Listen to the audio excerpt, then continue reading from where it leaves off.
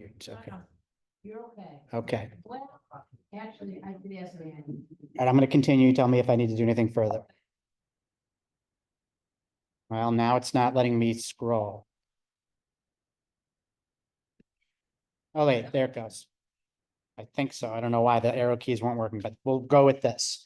So, and can I hide the? Yeah.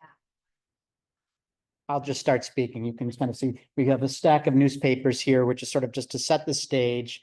This has been for the past year or so, certainly starting with October 7th, even before with the rise of anti-Semitism in the United States, if we can remember back to that point, even before the war began, it's been an incredibly trying period in our nation's history and world history and Israeli history.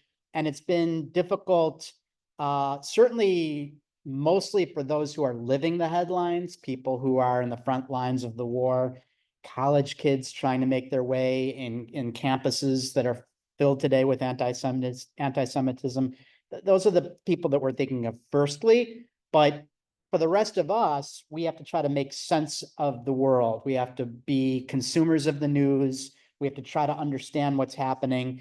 And it is, we live in a time of incredible hyper-partisan when it comes to the news.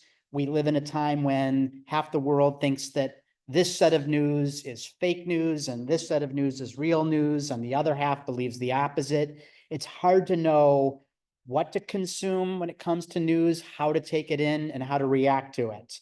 And that really is the genesis of this presentation.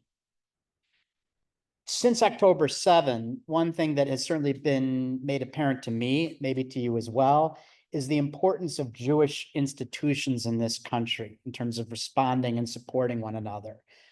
My local JUF enabled me to attend the March in Washington last spring and has contributed many millions of dollars to emergency aid in Israel. Synagogues have all stepped up to support their congregants, to provide resources, JCCs, certainly Hillels. There may be other organizations that you're aware of, but the support of Jewish institutions has been made manifestly apparent to many of us.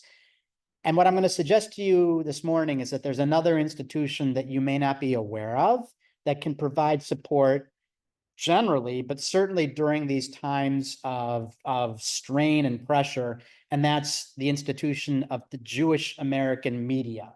And that's where I'm coming from today. The other thing, and we'll talk about who comprises that media today and a little bit of history as well. So I have two main goals. One is to tell you that the Jewish American media can be a source of support for us all. It can also, even if you don't choose to consume Jewish American media, and I hope many of you will think about it, if you understand the main value systems, the main value set of Jewish American media, what drives it, you can use that set of values to better understand the mainstream media that you probably all are consuming. Cable news, the New York Times, the Washington Post, all of the major newspapers in this country. You can use, and what I'll walk through this morning, you can use the value set of the Jewish American news to help understand better the mainstream news, its strengths, its weaknesses, what drives it, and you can become a better consumer and more confident in your accessing that media. So those are my goals for this morning. And I want to sort of break through the whole concept of politicized news. I don't want to talk about, why are people saying there's fake news and real news? I want to get away from that discourse and talk more concretely about what the American Jewish news is, how it's produced, and what it tells us about other sources of news in this country, regardless of your partisan politics. So what is the American Jewish news that I'm talking about? Here we have a list of the major players today in this country. This is not intended to be a comprehensive list. It's a list of what we think is sort of the major players today. I'm coming from the Forward. We're going to talk more about the Forward in a little bit. This is, there's a variety of orientations with this group of news providers, different political orientations. Many of them are local. Most Jewish newspapers started off as local, civic-oriented newspapers. Some of you may remember there was a Jewish newspaper in Chicago for many years, the Chicago Jewish News.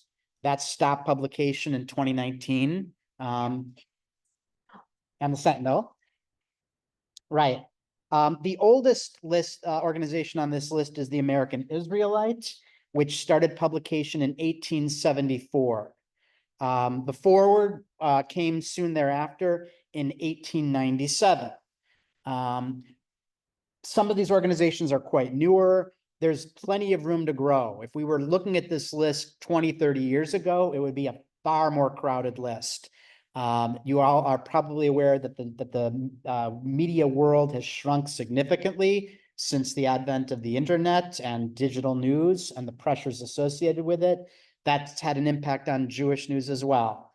So this list is shrunk from a much more robust list, but these are the people who are still active. Talking about the Forward for just a few minutes, again, which is where I'm coming from. As I said, started in 1897 in New York City. It was published originally and for many, many years only in Yiddish. It was the language of its consumers at that time. It was speaking to and serving the needs of a new immigrant group, a new group of Jews coming over from Eastern Europe who were Yiddish speakers. And the Forward was their link to how to become an American, how to get a job in America, where you can live as a Jew in America, how you can find other Jews. It was a lifeline. It was the Facebook and the Reddit and the social media at that time for the Jewish world, but just a slice of the Jewish world, because again, it published only in Yiddish. In the late 20s and 30s, 1920s and 30s, it was the high watermark for its publication. It ran 275,000 copies a day. That made it, at the time, either the #1 or the #2 largest publication in the entire United States. The only other paper that was of the same size was the New York Times. And there's an ongoing debate whether the Times was a larger run than the Forward. But let's even concede that the Forward was #2. To think about having a newspaper that served a small portion of a very small percentage of Jewish Americans, we were maybe 4%, 4.5% of the entire United States, and a smaller portion that would be Yiddish speakers. And yet the Forward had a volume that made it a commanding newspaper in terms of its publication run. That gives you a sense of the relationship back then that Jews had to the media world, and the importance of that world. Things changed after World War II. Readership for all Jewish publications went down. Why? Partly it was a success story. Jewish Americans became more prosperous. They became much more conversant in English. They were more mobile. They moved to other locations. They started consuming mainstream news, the New York Times, Life magazine, Time magazine. They weren't wed to just local Jewish content. And so readership went down for all Jewish American publications in all cities. That decline continued through the 60s and 70s and 80s. And then the internet came in the 90s. And the internet provided a challenge for all media companies. And many media companies simply couldn't compete. This was at a time when people assumed that they could get their content completely for free. They didn't want to pay for anything. And many organizations tried to figure out a way of either relying on ads or donations. And many media concerns, not just Jewish American ones, just couldn't continue, and they folded. So the universe collapsed even further in the 1990s. But today, these organizations are doing well. Ironically and maybe unfortunately, they're doing very well right now because readership is huge, in part because of the war and because of anti-Semitism. People are turning to Jewish sources to help understand what's going on throughout the world from a Jewish perspective and in our own world when it comes to anti-Semitism. So readership is way up. The Forward right now, which right now is digital only, has approximately 1.7 million monthly people accessing their content. That's a large number for them. And more importantly, 1/3 of its readership right now is under the age of 35. And interestingly enough, the fastest growing segment of the Forward is its Yiddish section. There's an enormous resurgence of interest in Yiddish from the younger generations. The editor-in-chief of the Forward today is Jody Ruderin. She was once the Jerusalem bureau chief for the New York Times, and she's been producing amazing content at the Forward for the past several years, as long as she's been with us. That's just a little bit of history on the Forward and its history for those organizations that have been around for a while, parallel in terms of the rise and fall and return. I mentioned that you can use the value set of the American Jewish media to help understand mainstream media. And I would say these are the three main pillars of the Jewish American media. Number one, they're Jewish. Number two, they're independent. Number three, they're nonprofit. And I'm going to explore each of these in turn, and we're going to see what they mean for the Jewish American press itself, and also how you can use these values to help better understand and maybe critique mainstream press. So what is the value of Jewish media companies?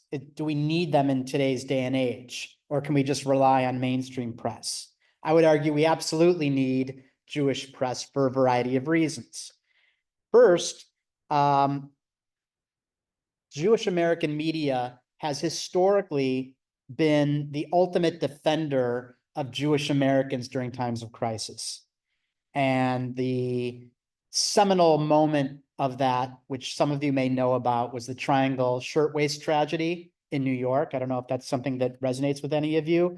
This was back in 1911. There was a sweatshop in Manhattan, the Triangle Shirtwaist Factory, that employed many Jewish immigrants, as well as Italian immigrants. There was a fire that broke out in the building. 146 garment workers died in that fire. You probably wouldn't be surprised by the fact that there were no sprinklers and there were no alarms. What you might be surprised about is that the doors and windows were all locked. The employees could not get out of the building once it was on fire. Why were they all locked? That was considered progressive labor protection, so that the employees couldn't rob the building. So they were locked into the building during their hours of required labor. For many of the mainstream press, this was a story of 1 or 2 days. It was and still is one of the largest industrial accidents in New York City history and in American history. And it did receive a few days of coverage by the mainstream press. But the Forward carried on with that story relentlessly and demanded and ultimately used its political leverage that it had back in the day to demand and ultimately receive what became the first round of labor protection laws in New York City, and also supported the rise of the labor movement in New York City at that time. So the Forward really stepped into the breach when a lot of other media companies were basically moving on to other stories. It viewed its role as protecting its people, the Jewish people who were affected so tragically by that event. The Jewish American media doesn't just protect us from external threats, it's our watchdog for internal events. If we believe that our organizations merit, attention and critique when bad things happen, and sometimes they do, that's the role of the Jewish American press, because frankly, no other press is going to be covering it. When, for instance, as some of these headlines indicate, some of our clergy may engage in bad behavior, when there's institutional change and decline, our Jewish American press covers these topics and no one else does. And so that's another reason why I think it makes sense to support the Jewish American media. We also tell complex stories in a way that resonates more positively with Jewish audiences. And for here, I want to show you a couple contrasting headlines that ran recently. The first one talks about, this page talks about the hostage rescue that happened a few months ago. The top one you'll see says Israel rescues 4 hostages in an operation that the Gazans say killed more than 200. So from CNN's perspective, it's simply a numbers game. Israel rescued 4, but at a cost of 200. The implicit numbers provided, the number of Gazans provided by Hamas and not obviously noted in the headline. The second article or headline comes from the JTA, the Jewish Telegraph Agency, which is another leading national provider of Jewish American news. And you'll see it gives a much more sort of Israeli-oriented spin on this, which is, hey, we rescued 4 of our people. That's to be celebrated. And they note, including Noah Argamani, who is a noted person of interest at that point. And also note that the JTA says the rescue was from Gaza. Like, this is not where we wanted to be. This was pulling our people out of Gaza, whereas CNN is a little bit not really focusing on the fact that we were rescuing our hostages from a place they did not want to be. More recently, when it came to the tragic slaughter of 6 hostages, we had newspapers, conventional newspapers in the United States, who had headlines like USA's Today that talked about 6 Israeli hostages found dead, as opposed to what was reported in the forward, killed by Hamas. It's a different orientation. And I'm not saying that the mainstream media always is this tone deaf when it comes to our view of the world, but you certainly get a more consistent Jewish and Israeli orientation on the news when you consume Jewish American news. Talk about Jews and being Jewish, we got to talk about this guy. Jewish, and there's a couple things to say seriously about this guy. I know he's yes, we can make fun of him, but 2 things to say. First of all, not a Jewish content at all, but as we all know, all of the discussion about George Santos occurred after he won office in November of 22. That's when the media started digging into his biography and his history after the election was over. But there was one local press in Long Island, the North Shore Leader, that was running before the election great articles about financial mismanagement by this guy in his campaign. And it didn't get picked up by any of the nationals, and the story just didn't go anywhere. And there's a lesson there, which is not a Jewish American story, but it's an important one, which is local presses matter too. They're often essential to getting the small stories that can become huge stories if we only pay attention to them. And unfortunately, the world didn't pay attention to this one. And we only started paying attention to this guy after he won office. After he won office, you'll remember, people started digging into his resume. Did he really go to Baruch College? Was he really playing volleyball in college? Did he really have job stints at Citigroup and Goldman Sachs? And the answer to all these questions was no, no, and no, and no. He didn't have any of that. When all of that came out, there was the typical partisan response. The Republicans said, okay, this doesn't look great, but look, we had an election. This was the opportunity to make the decision. The election was over and he won. You'll have your another chance with him in 2 years. On the Democrat side, the response was this was sort of a fraud on the public. If we knew how much of a liar he was, he would have never won office. We need to do something about it now. And that's kind of where it all stood for a few days until a news organization noted that in his campaign materials and in many of his public speeches, George Santos did in fact talk about how he was a proud American Jew, how his grandparents fled persecution in Ukraine and settled in Belgium, and then fled from Belgium to the United States during World War II. That was his story. And one news outlet did some digging on this and learned, not surprisingly, that that was not true. That in fact, his grandparents almost certainly were not from Europe. They were born in Brazil. And he had no Holocaust connection at all and no Jewish connection at all. With that story, the national orientation on this guy changed literally overnight. All of the news media now pounced on that story, did their own digging to confirm, to corroborate it, and the partisanship started to fall away.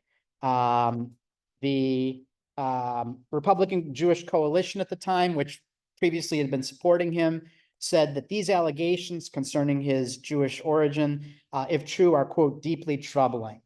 And from there, it snowballed. There were financial probes in Nassau County, financial crimes charged by Brazil, House Ethics Committee charges, the Justice Department filed charges. And we know ultimately in December of 2023, he was expelled from Congress. And just recently, he has indicated he's pleading guilty to a variety of crimes. So my question is, what was the organization that covered this story about him not being Jewish? Who was it? The answer was, it was the Forward. And how did the Forward get that story? The Forward, a very minuscule organization when you compare it to the national organizations that were reporting on George Santos at the time, the New York Times, the Washington Post. How did the Forward get that story and no one else did?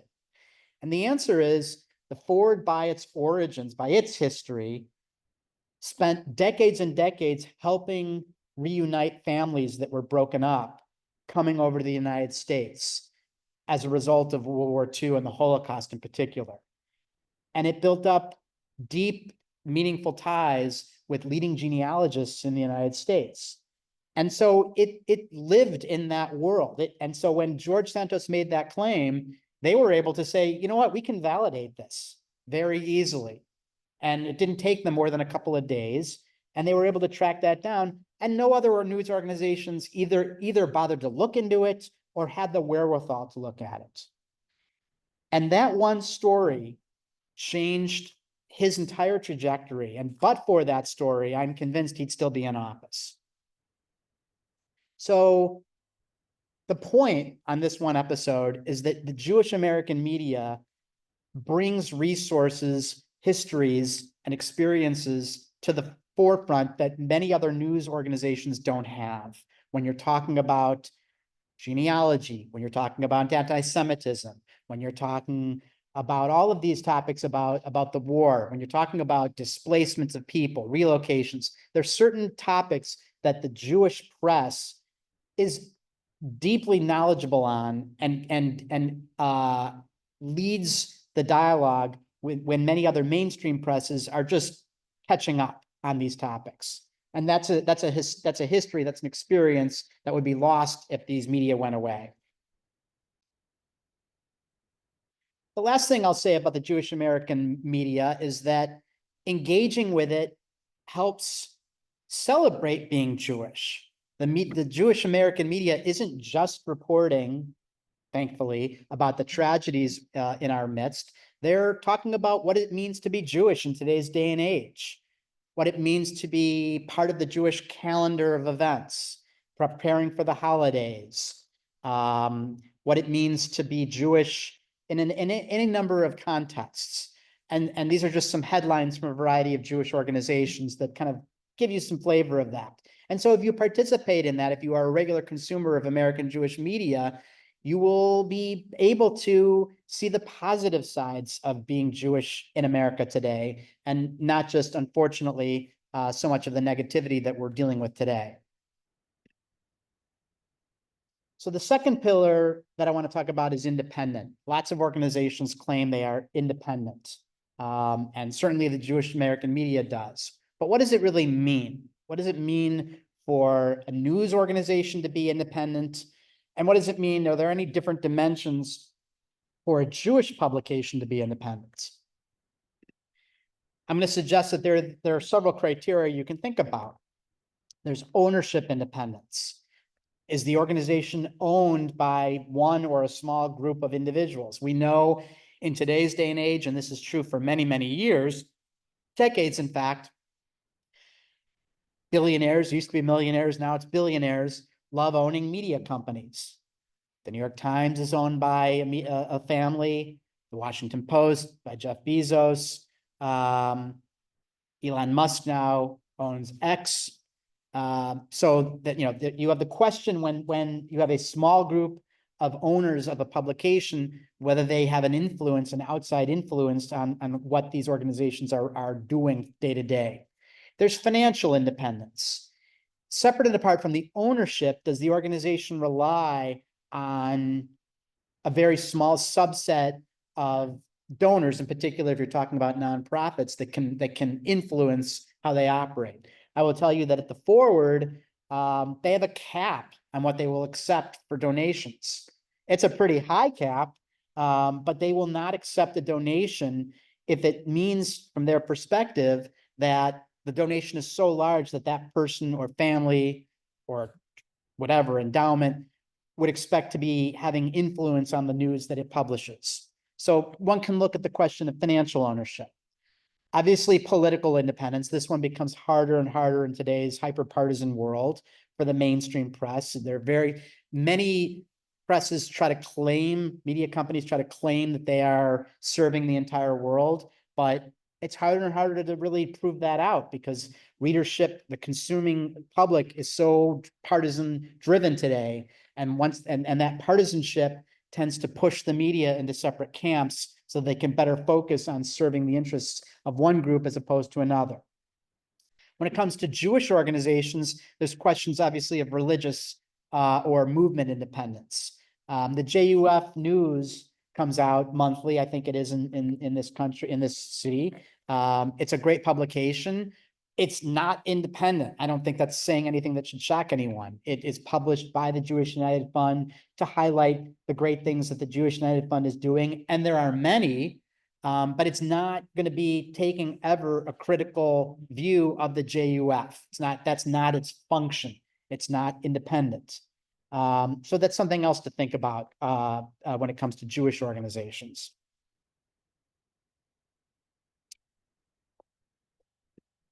One thing that's happened in recent years, which you may have heard about, is the world of blogging. I don't know if this is the word blogging is known to all of you, but it's certainly a very prevalent thing that's happened in this country and worldwide, in part as a response to the topic of independence.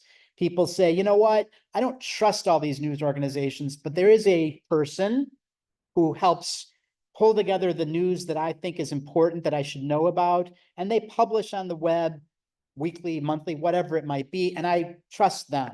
And those are bloggers. And this world, the blogging world, has grown hugely in recent years. According to an outfit called Web Tribunal, there are 600 million active blogs right now. And there's expected to be a 40% increase in that number by 2028. There are 2 billion blog posts per year, again, according to Web Tribunal. And in thinking about how we should understand and consider blogging in contrast to the media world, I'm going to raise the question, which I'll answer myself.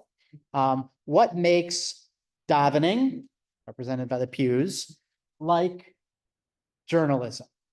What makes Jewish prayer like journalism?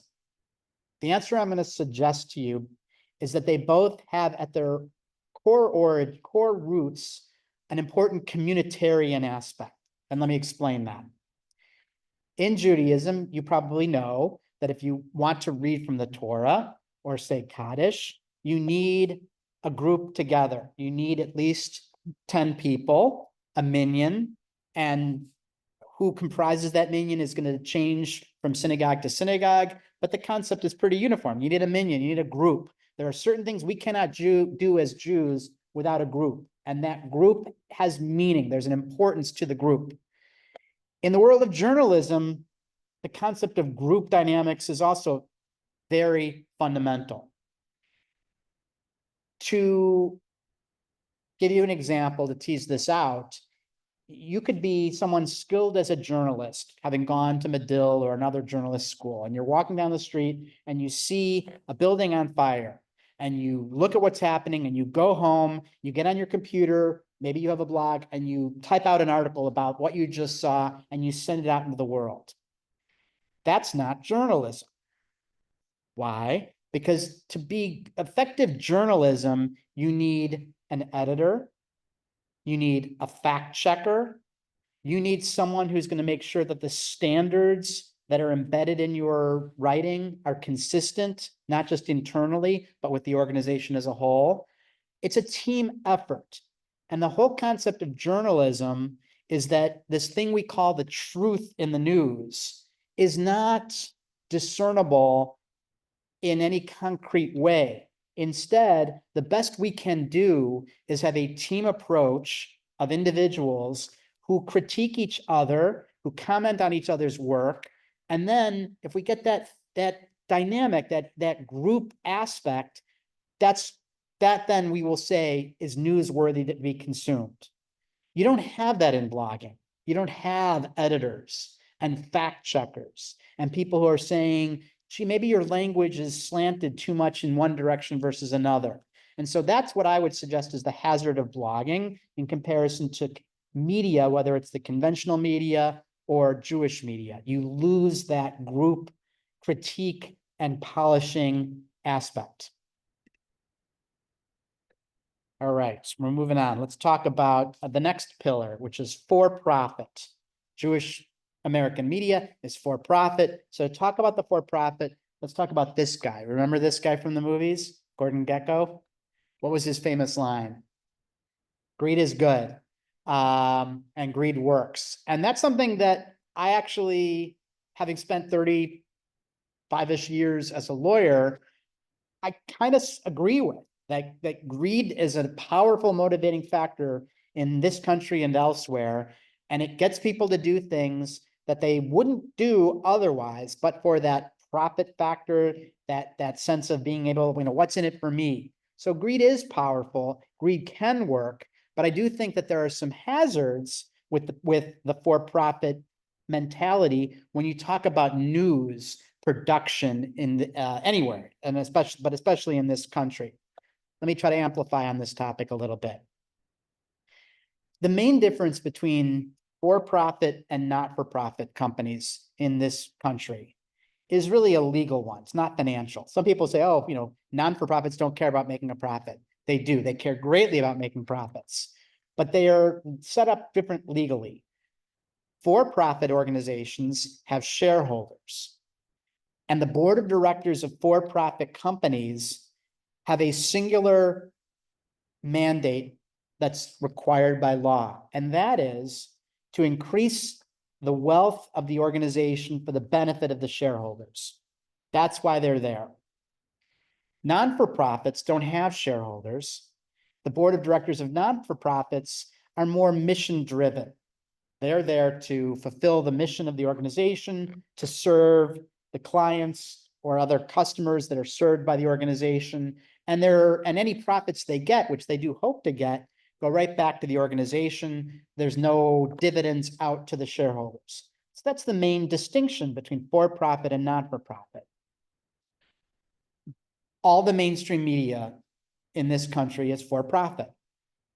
And I don't know if any of you have had or had financial backgrounds, but let me just give you a couple sort of sense of how they operate from a financial perspective. In this country, companies report their operating results on a quarterly basis. They report those results to their investors, to their owners, to prospective investors, to their lenders, to anyone that has financial interest in the organization. And if you are a prospective investor in any of these companies, if you're going to buy stock in any company, what you are looking at, if you're a professional stock investor, is sort of the linkages of those quarter results from quarter to quarter to quarter, spread out over time. And what you're looking for ultimately is consistency in reporting. You don't want a company that's doing this, zigzagging all over the place. How would you invest in that? You can invest in a company if it's growing at a regular clip. You can invest in a company if it's declining at a regular pace or just treading water. But what's most important from an investor perspective is that there's consistent results quarter to quarter. The problem with that, when it comes to the media, is that the world of the news is not predictable. This one may sound hard to imagine, given the world we have been living in for the past year, but in normal news cycles, there are ebbs and flows when it comes to the news. There are periods where there's no burning front headlines. And what people in the news industry know, even when there is a compelling front burner story, the public gets exhausted. It just happens. It's hard to sustain interest again and again and again on the same story. So from a production perspective, we don't see consistency almost ever in the news, but the investors require that. So how, when you're a for-profit company, how do you keep readership up? Well, in the old days, we used to have shocking headlines that would, get you to buy. Those days are over. Things have gotten much more sophisticated, and they've also changed based on the type of media. And that's what we're going to talk about for a couple minutes now. Let's start with cable news. When it comes to cable news, the one way that they get you to watch and keep watching is to create a sense of anxiety. Their goal is to make you anxious and to feel that the only way to solve for that anxiety is to keep watching. I want to tell you about the 5 top ways that cable news makes you anxious. But right after this important, and that's the first one. We call that the cliffhanger, right? They keep you on your toes, dangle something and they'll tell you about it later. Number 2, breaking news. How often do we watch cable news? I don't care what the station is, and all we see is this is breaking news. The origin of breaking news, there is a real journalistic concept of breaking news, which these people don't follow.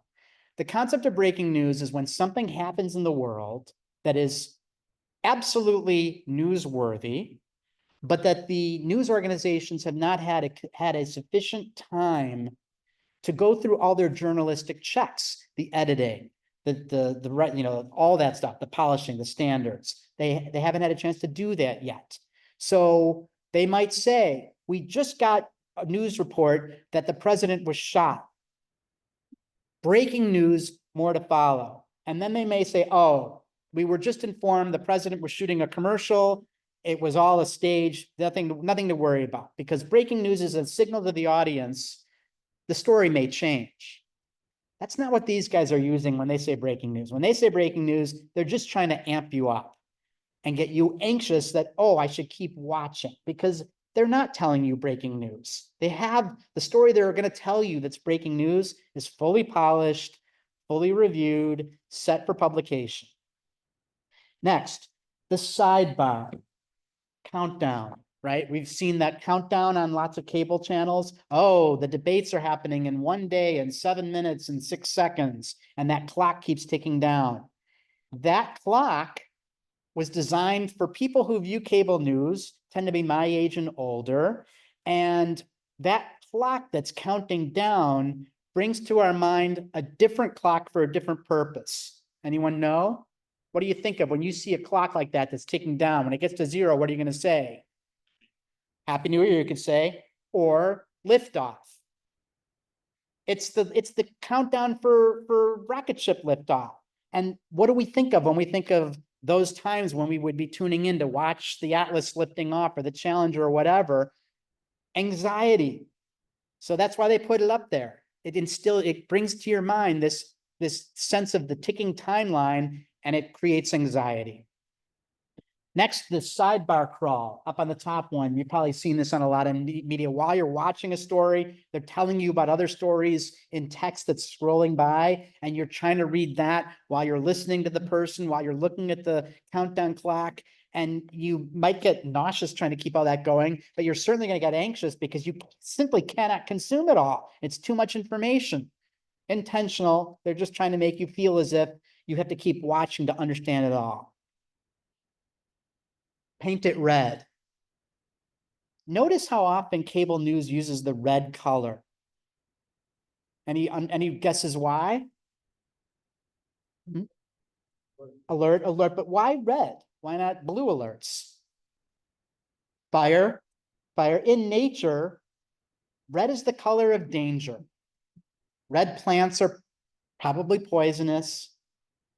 It's known to be a color that resonates with us as an instinctive sign of danger. That is why traffic signs are red.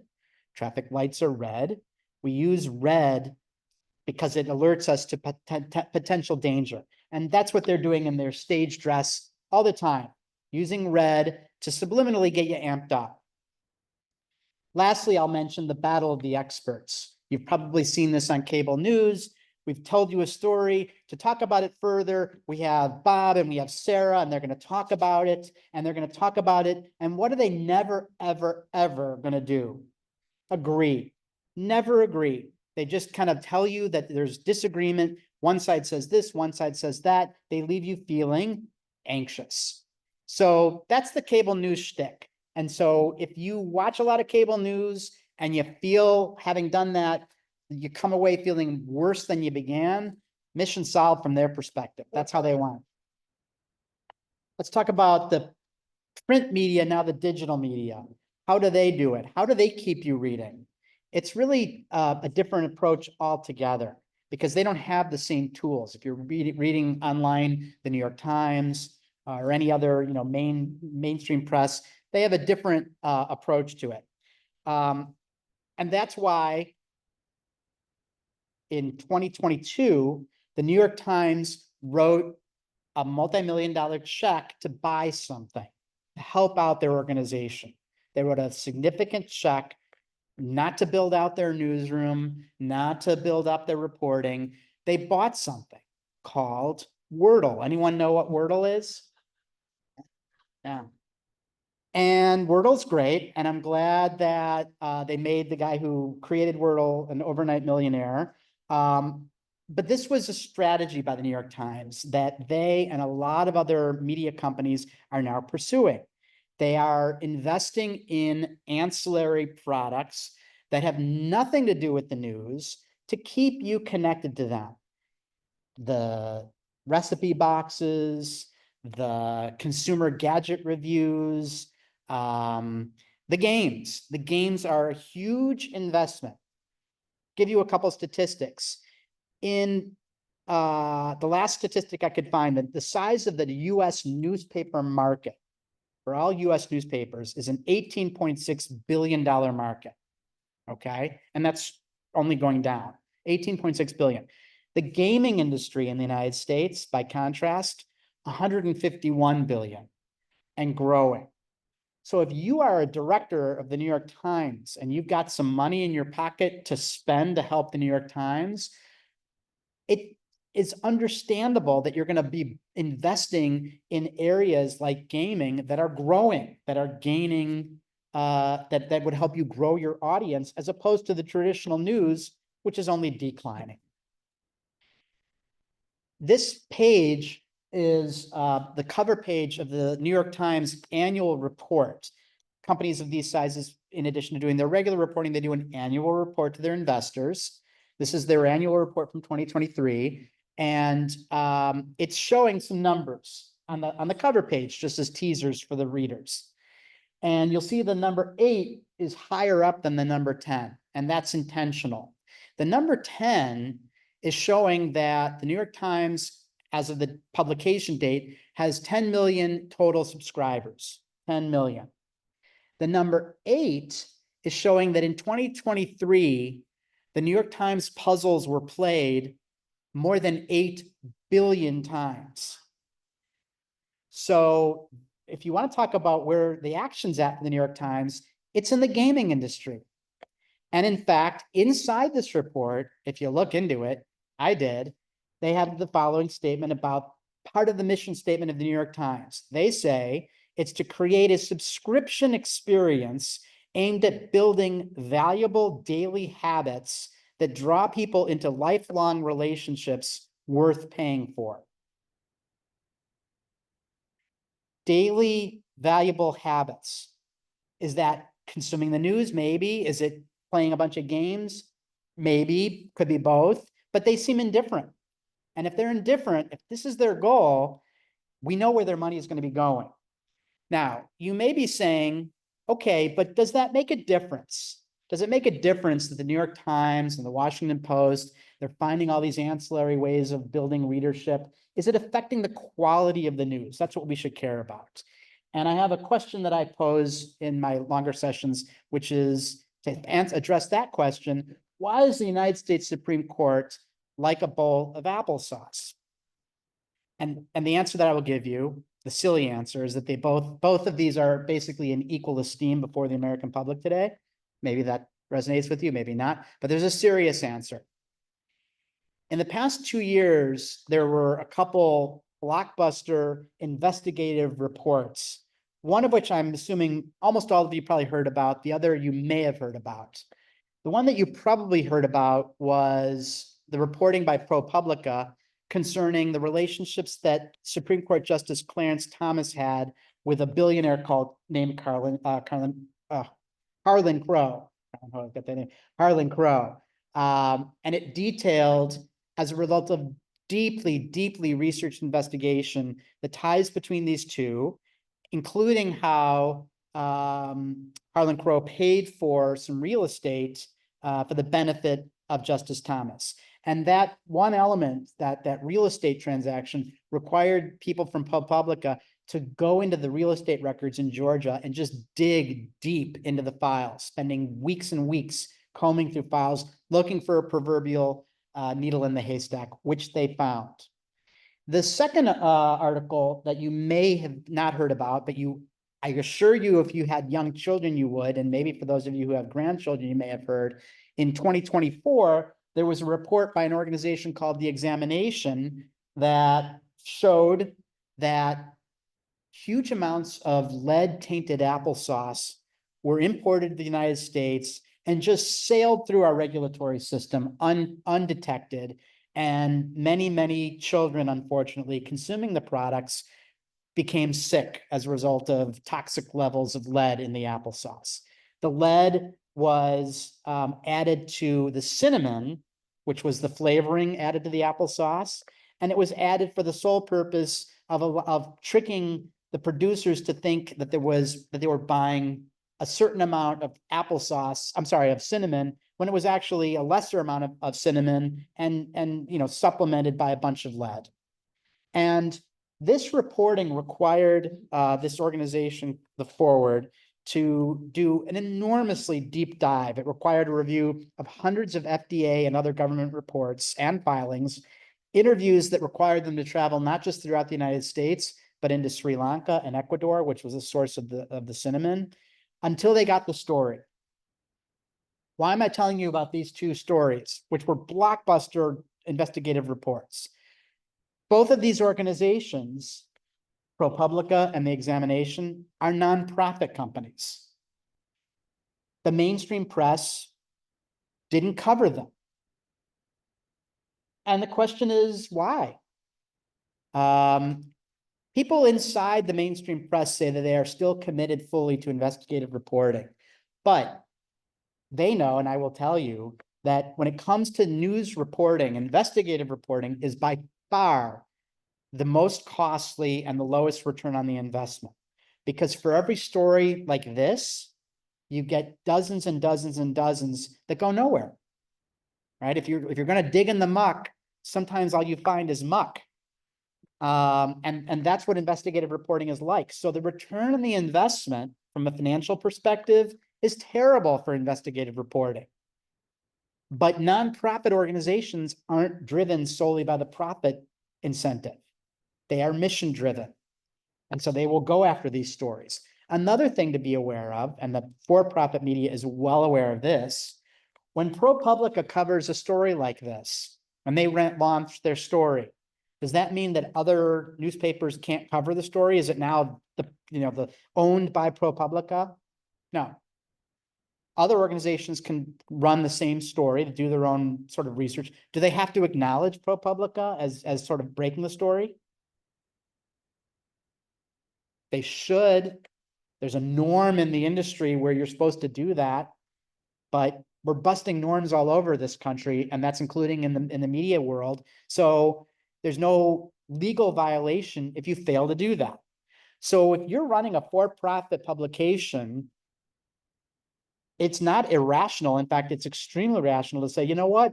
I'm going to let the ProPublicas of the world break the story. 2 days after it's broken, I'll have my own reporters covering it. 20 years ago, being scooped meant something to newspapers. It was a badge of pride to breaking the story first. And it would be a stigma against you if you were not able to get the news. Today's day and age, the New York Times, the Washington Post, they've got permanent journalists at the Supreme Court. That's their beat. That's all they do is the Supreme Court. And they didn't come up with this. It flew under their radar. But the day after, they're able to they can report it. And the people who own these publications, the stigma is gone about being scooped. So if you're financially driven, you're going to rely more and more on the nonprofits to do the real reporting. A couple words about the for-profit motivation and social media. So social media is now a world where the very engines of the products that we're using, social media like Facebook and Reddit and Instagram, they are by design designed to engage and retain your readership by catering to what you want, by responding with what you like, with more of what you like. And for those, most of us are aware that they have driven us into the partisan world that we find ourselves, siloed world, because we like receiving more of the same stories that we are viewing, and we are not then even seeing stories that would tell a contrary narrative. So social media is particularly poisonous when it comes to balanced reporting and journalism. Unfortunately, this world is growing huge. A 2023 Pew Research report found that 14% of Americans get their news primarily from TikTok. 14%. But now let me give you one more. When you look at the cohort of the 18 to 29-year-olds, that percent goes up to 32%. So approximately 1/3 of our young adults in the 18 to 29 bracket get their news primarily from TikTok. When I say get their news from TikTok, this is not news that's coming from a source of journalism. This is people who have repackaged, restructured the news with no concerns over editorial content and fact checking. They're doing it to deliver to you what you want to hear. And it's an incredibly dangerous trend that is only accelerating these from where we are right now. It is, the analogy I would give is like you can go to a fancy restaurant for dinner, and you can go there and you would have a great experience because you're being treated by a chef and waiters and staff, et cetera, et cetera.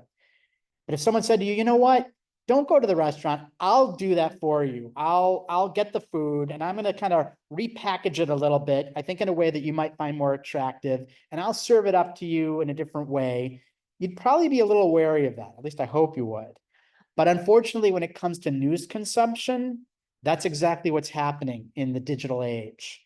And so for all of you, your children, your grandchildren, it's a scary world, and one where supporting journalistic values has to be the message that's taught to the younger generation, or this trend will only continue, I'm afraid.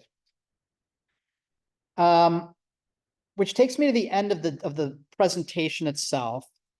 People have asked me, if I've done this in other venues, you've raised a lot of concerns and topics for thought, but what would you recommend? Like, what can we take away from this presentation?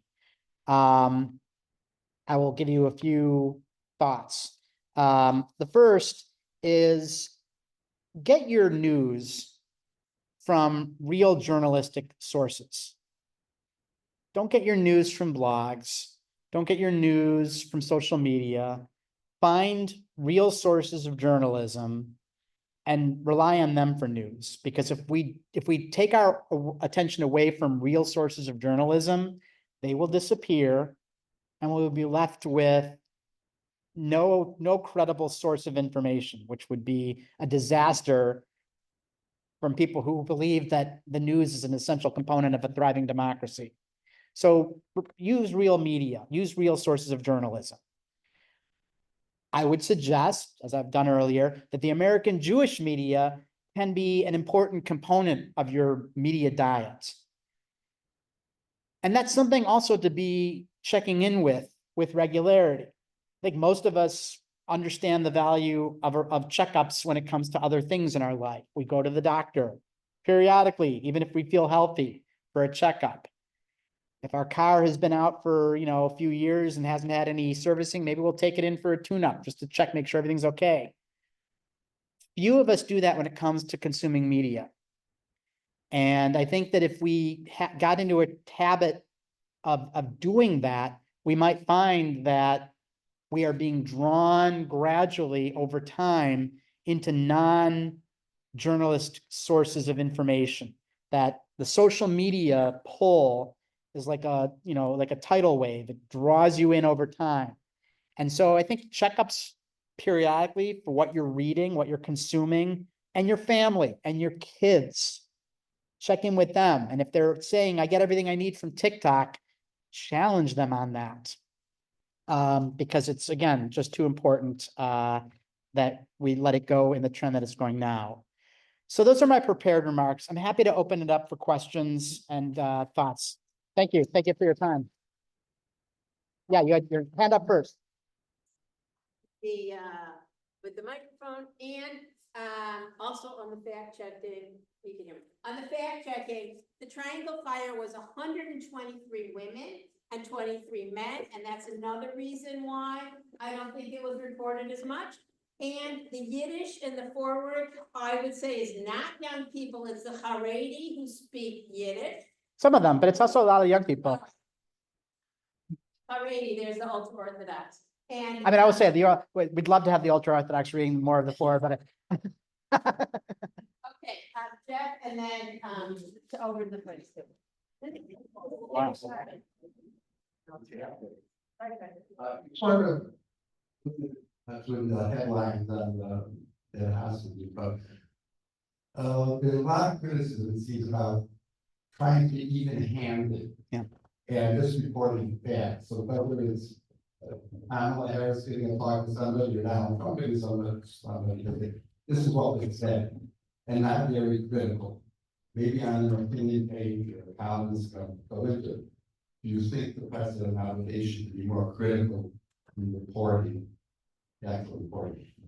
well, I think the context is important to answer that question, and that's going to come up. We're going to see in just a couple nights when there's a debate. Will the press feel, that's hosting, will they feel an obligation to note falsehoods as and when they arise, which will probably happen within the first 5 minutes. The last debate, they took the position, we're just asking the questions. We're not in the business of challenging anything that's said. I don't support that. I mean, I think that's what the media should be doing. You can, even if they choose, even I think it's ABC, I think is hosting the next one. Even if they choose not to, you can definitely go on certain websites like the New York Times, like the Washington Post, and they will have live live reporting around the debates. So if ABC chooses not to, others will. But I think to answer your question more broadly, again, the context depends. Media companies, newspapers have a storied tradition of allowing opinion pieces to be written. And I think if something is clearly presented as an opinion, it's not the role of the organization to critique it directly. It is the role of the organization to stand behind this decision, why it allowed it to run.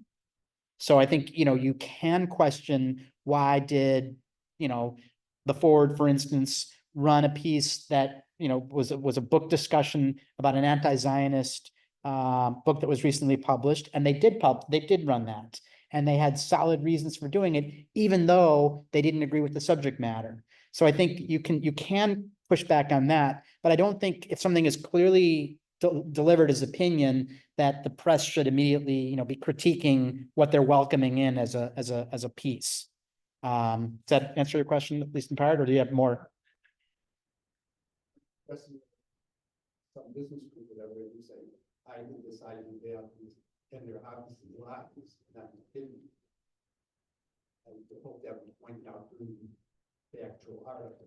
Yeah, I think the point is when the media is covering a significant press publicity or speech or whatever, or rally, should the press report falsehoods? I think the answer to that is yes. I think unfortunately, and here I'll get a little bit partisan, maybe I won't use names, but I think one of the candidates has, engaged in such a tradition of lies and falsehoods that the media, I think, doesn't even know how to respond in some ways at this point.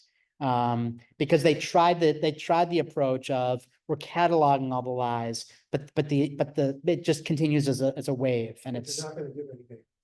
not giving any names.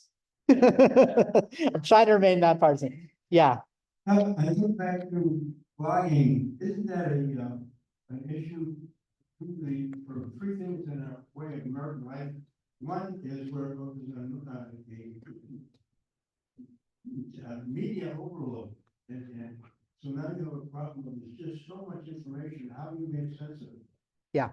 The second thing is, I think there's a problem in our educational system that people just don't value. That some guy who goes to college has a degree in journalism and has a background, they don't seem to value that. yeah. I mean, I would agree with the latter. I think that sort of civics, fundamental civics, I think is lacking in this country. And there's more that can be said on that topic. But to your point about blogging, my concern with blogging isn't the existence of it by itself. There's absolutely a role going back to the town criers. We've always in this country welcomed and supported through the First Amendment the concept of freedom of speech, and we believe more speech is better than less speech. What I'm concerned about is with people who use blogging as a substitute for primary news. So your point about how, if I find a blogger that helps digest the news for me, and I feel too much overload by the media sources themselves, I will suggest that what a lot of media companies do now, I know the New York Times does it, the Washington Post does it, the Forward does it. They have daily email newsletters that provide a synopsis of the news in, a couple pages. They give you the key headlines, the key stories to try to help frame what you should know. And I would consider taking a look at some of that if you're feeling overwhelmed, because that's at least coming from true sources of journalism, rather than just relying on someone who's outside that world to tell you what you should be focusing on. I have another question here. Yeah, thank you for a very interesting presentation. You talked about the difference between nonprofits and for-profits, and I think you may have oversimplified it a little bit. And I wouldn't make any kind of comment about the media industry, because that's yours. Yeah. But for example, a large number of very big corporations have adopted ESG, Yeah. environmental, social, and governance standards. Yeah. And the reason they adopted is not solely wealth creation, but it's the effect of it over time may affect wealth creation in the long term. as opposed to the short term, where maybe they just think it's the right thing to do at this. I am well aware of ESG. That's something that kind of came into my world in my role as a financial attorney.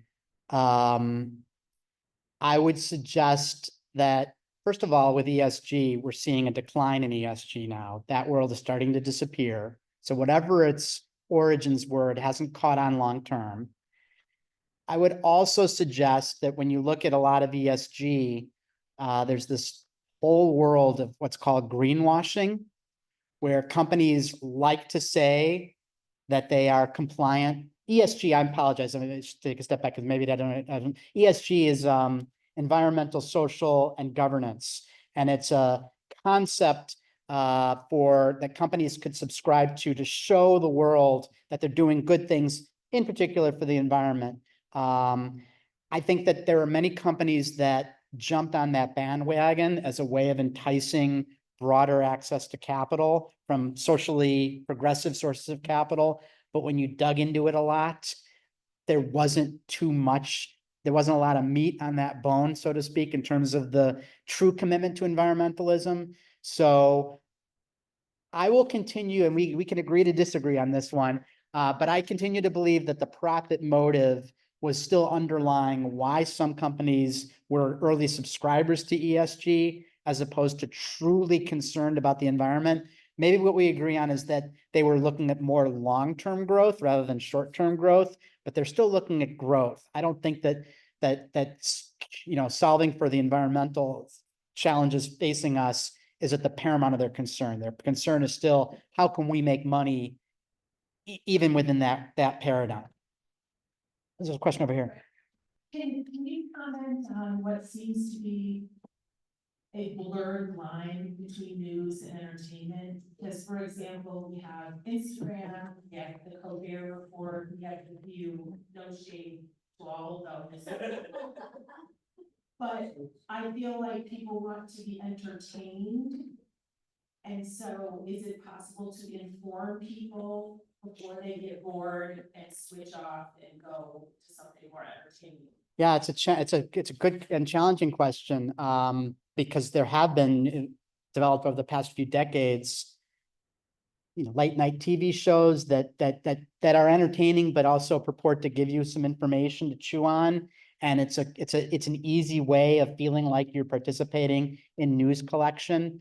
I come back to, if that's a world that you enjoy, great, but don't have it be a substitute for a commitment to true sources of journalism. Because in that world as well, their primary motivation is to keep you watching rather than being committed to the principles of journalism. Yeah. I know some people like that, leave. I just want to let everyone know, I'm gonna come in front of here so people can see me. Next week, we have a block of theater tickets at Northlight Theater for lovers of Vitebsk, but anyway, it's the March Chagall, thank you. In 2 weeks, Rabbi Taylor will be here for Scotland residents. And it will also be in the afternoon.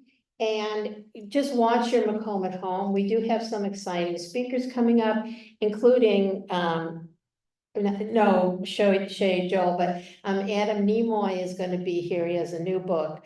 And that's Leonard Nimoy's son, and talking about his addiction, his father's addiction. That sounds So- interesting. I know, you can Yeah, come yeah. on down, and same lox and bagels.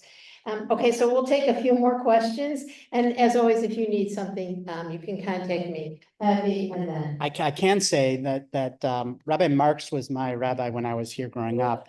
But Rabbi Taylor was also my rabbi for quite a number of years. So I can give him a support that worth showing up for. Yeah.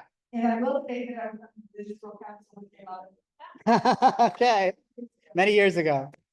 At the beginning of your presentation, you mentioned a number of the news publications, most of which I'm totally unaware of. And as somebody who struggles with, I guess the buzzword is FOMO, fear of missing out. Yeah. As well as being lazy. Yeah.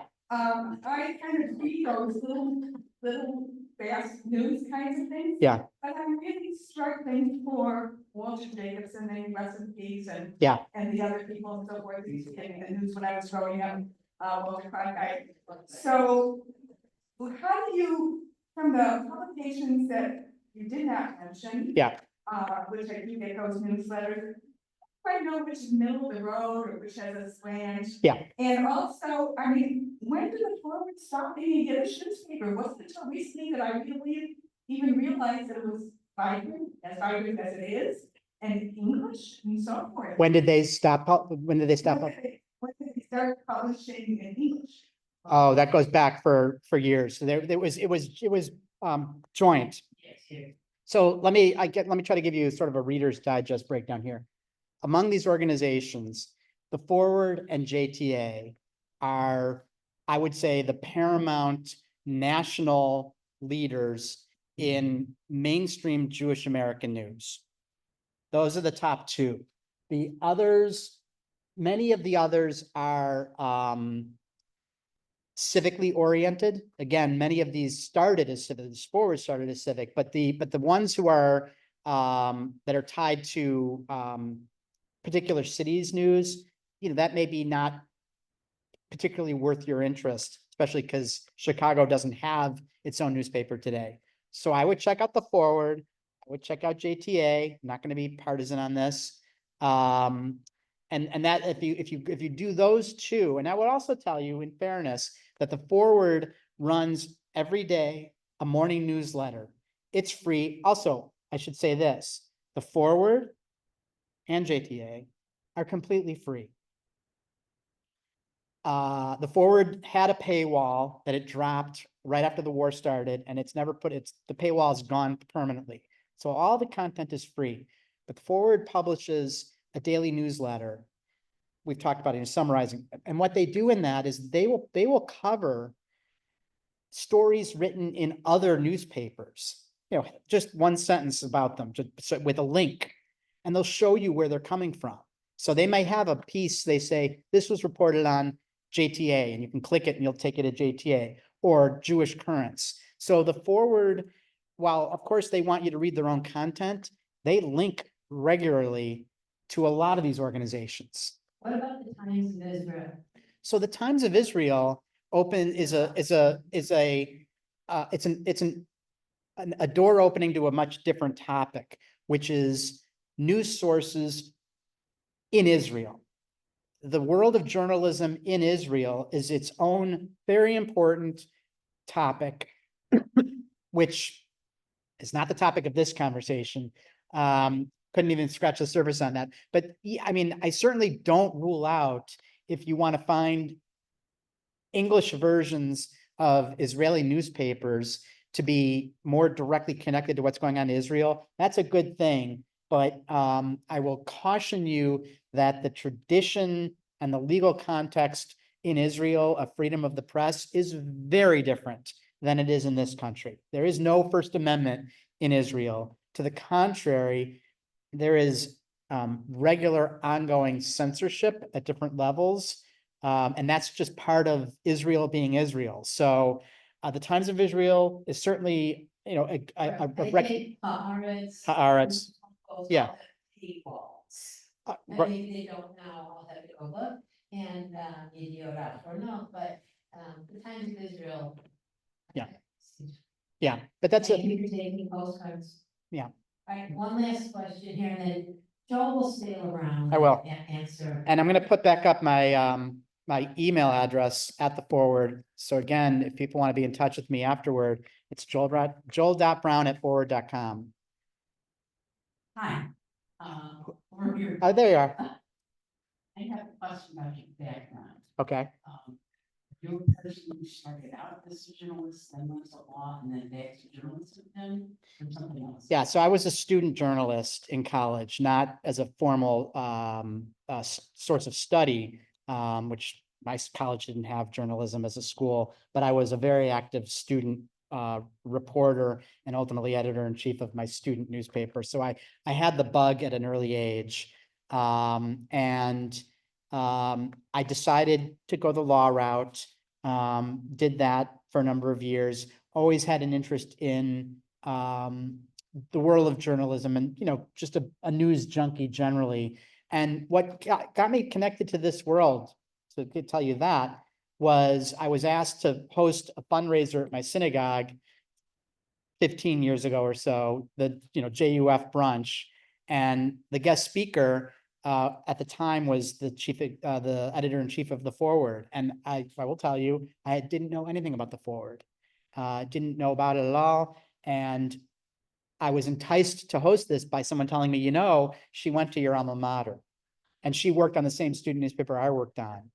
Not a Jewish publication, just a mainstream student newspaper, but that made a connection. And as I got to meet this person and learn more about this world, I said to myself, how is it? I'm a relatively informed person, a news junkie, and I'm a committed Jew that's involved in a number of Jewish affairs. How do I not know about this world? And I've learned in the course of serving in this world in a lay capacity that remains the case. There's just a number that the resources of these organizations are fully committed to doing the day-to-day work, and they just don't have the reach to get out to talk to people and to try to build their readership at an organic level. And that's what I'm trying to do. That's how this started. Thank you. I would. Thank you all. You need to take Jewish education and Jewish history courses, then you know about the Forward. It's good to see everyone, and if you have any other questions, come on. Yep. Then I have a question.